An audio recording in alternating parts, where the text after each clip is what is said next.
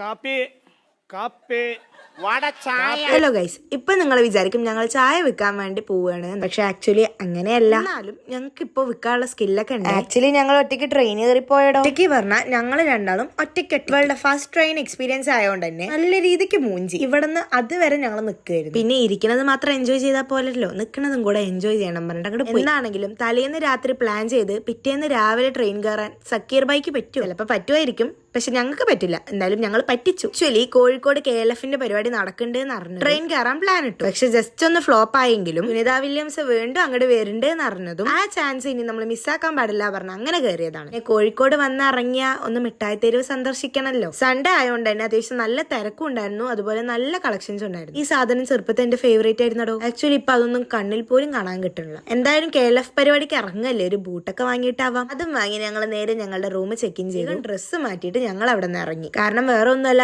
11 മണിയായി, ഇപ്പോഴും ബ്രേക്ക്ഫാസ്റ്റ് ഞങ്ങൾ കഴിച്ചിട്ടില്ല. വിശപ്പിന്റെ വിളി അങ്ങ് മണാലിയിൽ നിന്ന് വന്നുകൊണ്ട്, എന്തായാലും മണാലിക്കൊന്നും പോയിട്ടില്ലല്ലോ, മണാലിയിൽ നിന്ന് വരട്ടെ വിശപ്പെങ്കിലും. വിശപ്പ് മണാലിയിൽ നിന്ന് വന്നുകൊണ്ടും നമുക്ക് അവിടെ എത്തിപ്പെടാൻ കുറച്ച് സമയം എടുക്കും എന്നുള്ളതുകൊണ്ടും ഞങ്ങൾ ഓട്ടോ വിളിച്ചു. മണാലി അങ്ങ് ദൂരെ ആയതുകൊണ്ടാണോ എന്നറിയില്ല, ഫുള്ള് ബ്ലോക്ക് ആയി. ഇങ്ങനെയൊക്കെയോ ആദമിന്റെ ചായക്കടയിൽ എത്തി. ആക്ച്വലി കുറെ റീല് കണ്ടിട്ട് പോയതാണെങ്കിലും സംഭവം കൊള്ളാം. നല്ല ആംബിയൻസും മാത്രമല്ല ഫുഡും അടിപൊളിയായിരുന്നു. പിന്നെ ഞങ്ങളൊക്കെ കെട്ടിയെഴുന്നള്ളി പോയോണ്ട് തന്നെ എന്തായാലും ഫുഡ് കഴിക്കണം. അപ്പൊ ഫുഡ് കഴിക്കണ വരെ നമുക്ക് ഫോട്ടോസും കാര്യങ്ങളും എടുത്തോണ്ടിരിക്കും. എനിക്ക് അവിടുത്തെ ഈ സംഭവം ഇഷ്ടമായി. വന്നോളി, ഇരുന്നോളി, തിന്നോളി, നല്ല രസമുണ്ടല്ലേ. ഇതൊക്കെ പഴയ കാലത്ത് യൂസ് ചെയ്ത ഇൻസ്ട്രുമെന്റ്സ് അതുകൊണ്ട് ഒരു എസ്തെറ്റിക് വൈബ് നിലനിർത്താൻ നല്ല ഗ്ലാസ് ഒക്കെ ഉണ്ടായിരുന്നു. നമ്മൾ കുടിച്ച് കേടെടുത്തേണ്ട പറഞ്ഞുകൊണ്ട് നമ്മൾ ചായ വേറെ ഗ്ലാസ്സിൽ ഓർഡർ ചെയ്തു. എന്താണെങ്കിലും കോയിൻ പൊറോട്ടയും ചിക്കൻ റോസ്റ്റും അടിപൊളിയായിരുന്നു. KLF വിശേഷങ്ങൾ വരുന്നുണ്ട്. ആക്ച്വലി ഞങ്ങൾ സൺഡേ പോയിട്ട് മൺഡേ ആണ് തിരിച്ചു വന്നത്. അപ്പൊ സൺഡേ ലാസ്റ്റ് ഡേ ആയതുകൊണ്ട് തന്നെ മാക്സിമം എല്ലാ പരിപാടികളും അന്നായിരുന്നു ഉണ്ടായിരുന്നത്. മാത്രമല്ല ഫുൾ എൻജോയ് ചെയ്യാൻ പറ്റി. ഇതെല്ലാം ഇൻക്ലൂഡ് ചെയ്ത് നല്ല ഒരു അടിപൊളി വീഡിയോ വരുന്നുണ്ട്. അപ്പൊ അത് കാണാൻ വേണ്ടിട്ട് ഫോളോ ചെയ്ത് കൂടെ കൂടിക്കോളൂ.